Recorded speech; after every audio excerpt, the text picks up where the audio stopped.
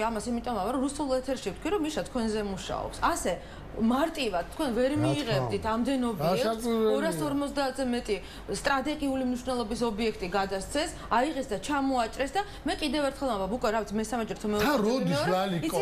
ომის შემდეგ, ეგრევე. ომის შემდეგ, როცა უნდა დაწყებულიყო მშვიდობიანი მოლაპარაკება, რაც ხდება ომის მერე, ხო, მეორე დღესვე იწყება დასტაბილურება სიტუაციის. ამათ დაიწყეს გაყიდვა საქართველოს მეორე დღესვე. მე ვამბობ, რომ უნდა გასაჯაროვდეს ის მე-6 პუნქტი, რასაც სააკაშვილმა, სარკოზიმ და მედვედევმა ხელი მოაწერეს და მაშინ ჩვენ შეიძლება აღმოჩნდეთ საერთო ტრასის გარეშე, იმიტომ რომ ჩახედული ადამიანები მე პირადად მითხრეს და მელაპარაკდნენ, რომ მამუკა იმ დღეს რო ყავდა. ხო, მამუკამას ხო პრაქტიკულად ტრასაც გადაცემული აქვს სააკაშვილს, იმიტომ არის ასე რომ ნერვი. და ნელელა პერვერტო გადმოდის საზღვარი კი არ გადმოდის, გადმოსულია, მაგრამ ნელელა წევენ ამ საზღვარს. ეხლა ზუსტად იქითკენ მიდის, რატომ უნდათ პროვოკაცია, ხო, ვითომ რუსები გაგიჟდნენ და კიდე კი არ გადმოწიეს, ეს მიშას ხელმოწერილია და მე ვფიქრობ, ჩვენ სახელმწიფოს უნდა იყოს ეხლა გამბედაობა და გამოაქვეყნონ. მე ვამბობ, ეს იქნება ძალიან მძიმე მოსასმენი ჩვენთვის, ხო?